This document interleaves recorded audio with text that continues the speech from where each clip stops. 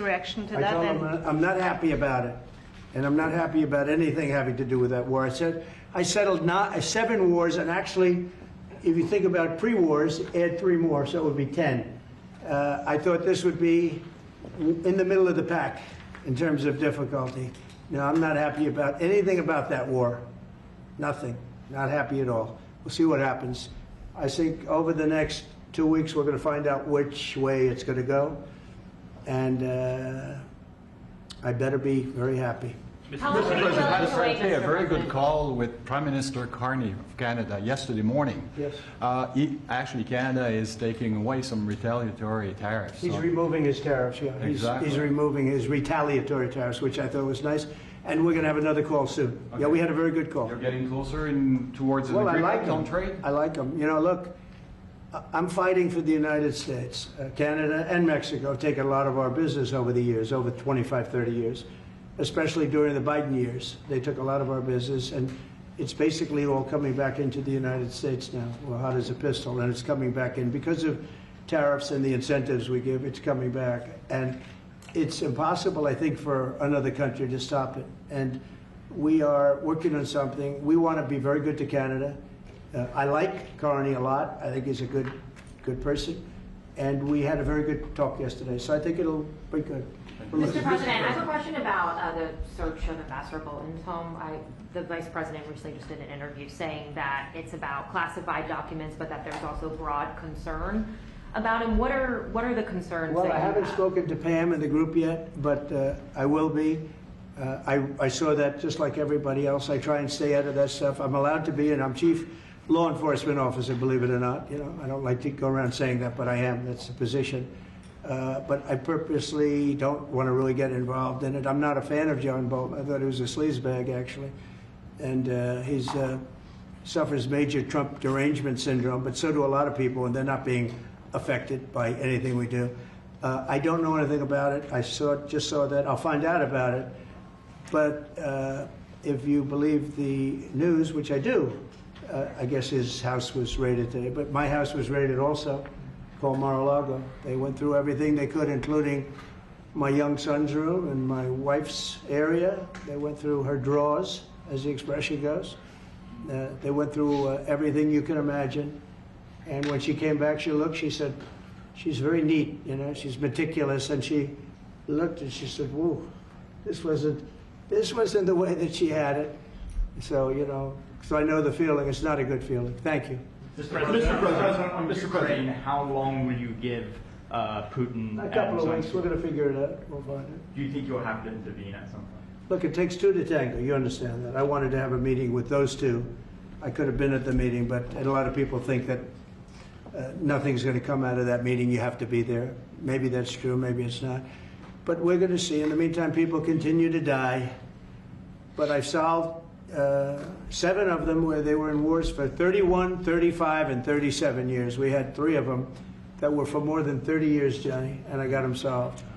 And we solved one that could have been a nuclear war with India and Pakistan. That was getting ready to be a nuclear war. I solved them all.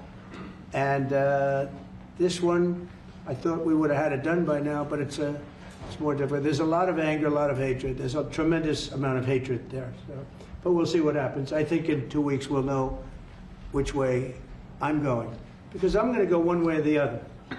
And they'll learn which way I'm going. Mr. President. If I got 2 questions for you, one on FIFA, the other one on DC. Can you talk about the economic impact that FIFA will have in these cities, and what's your message to the mayors to get their cities prepared, not only the beautification process, but also the safety aspect? Well, Los Angeles is an example. You know, it's poorly run. We have a mayor there that can't even get permits to the people that lost their houses. Lee Zeldin got every permit. The hardest permit is the federal permit. Within 20 days, every single permit was there for the people to build their houses. But people are writing us and they're saying they won't give us. The mayor is incompetent. The governor's incompetent. You know, Gavin, I know Gavin very well. He's an incompetent guy with a good line of bullshit. And he doesn't get the job done. And frankly, those people want to build their houses. It's terrible. They could have been built. Some of them could have been built already. But think of it, the federal government that has the most complex part, and it's the most complex environmental thing to do. We got it, everybody had it within 30 days. And they're not even close to getting their permits. And now they're talking about taking some of those sites and building low-income housing on them. These are high-end neighborhoods. And I'm all for low-income housing. I built a lot of low-income housing. I know all about 236. I know every program that there is in the government. I used every one of them. I know more about low-income housing than probably almost anybody.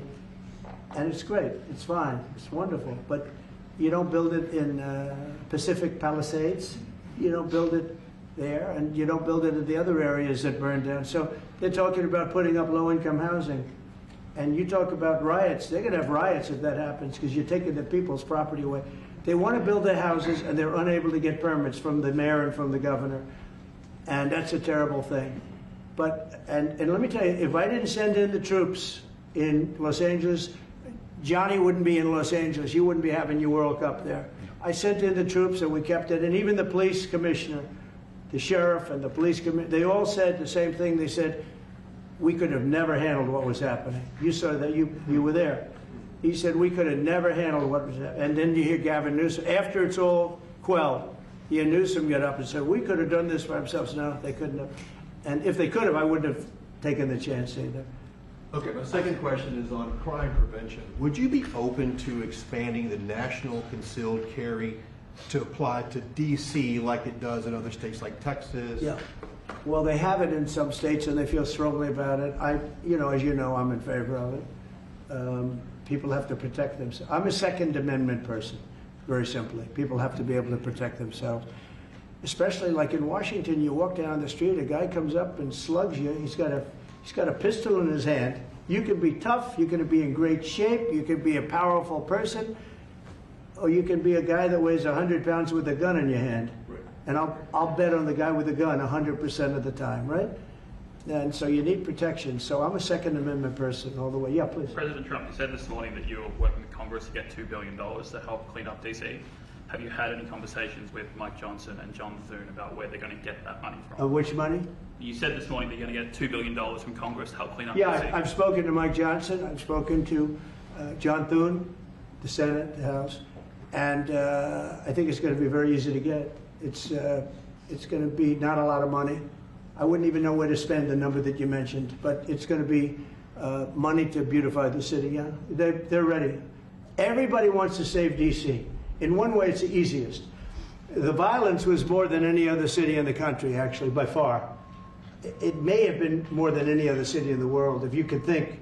We looked at some of the worst cities in the world, it was worse. And that's why it angers me to see the mayor saying about how they have it on the slide. Not on the slide, it was worse than ever. Yeah, we have no problem getting that money. That money will come out of Congress. I think it'll be even bipartisan. And is the plan? I mean, I would imagine Democrats would vote for that one. Is the plan to get it before the September 30 spending deadline on the Hill? Well, I don't know if there is a deadline, because if I declare a national emergency, which this was, that ends the deadline. So, I mean, I keep seeing about a 30-day deadline, of which we have 22 days left or something. But if I think we're in great shape here, that's one thing. But if I don't, I'm going to just say it's a national emergency. And if I have a national emergency, I can keep the troops there as long as I want. If people are not going to want to have the troops in 30 days, it's one thing to get them out. It's another thing to keep them out for a long period of time. You've got to train people. You can't do this. You can't bop people over the head. And a lot of those people are in courts right now, going to court. They're going to go to jail for a long time. So that's going to take more than 30 days. But if I have to, I'll declare a national emergency, which I don't think I'll have to do. Yeah. Mr. President, can I ask you about the pressure? You said in 2 weeks you'll know whether you go. Yeah, one I think I'll know. I think I'll know the attitude of Russia and, frankly, of Ukraine. It takes two. What are the 2 ways you can go at the end of 2 weeks then? Well, then I'm going to make a decision as to what we do, and it's going to be a very important decision. And that's whether or not it's massive sanctions or massive tariffs or both, or do we do nothing and say it's your fight? Look, I would have never been in this war if I were president. You wouldn't have had this war. It was never going to happen. This was caused by stupid people that fought. And people say, well, how do we know? Because for 4 years, it was never even a subject. And Vladimir knew, and you see his picture right here. It was nice that he sent But Vladimir knew very strongly we wouldn't have stood for it. It wouldn't have happened. 100% wouldn't have happened, but it did happen. And now they're losing from 5 to 7 young kids. Think of it, you're a parent and your son is leaving. He's Russian or he's Ukrainian. And he's leaving and they're waving goodbye. Nice, beautiful kid. Nice crew cut, all set. He wants to be a soldier. And goes there first week, he has his head blown off. And he's no different than you people, me.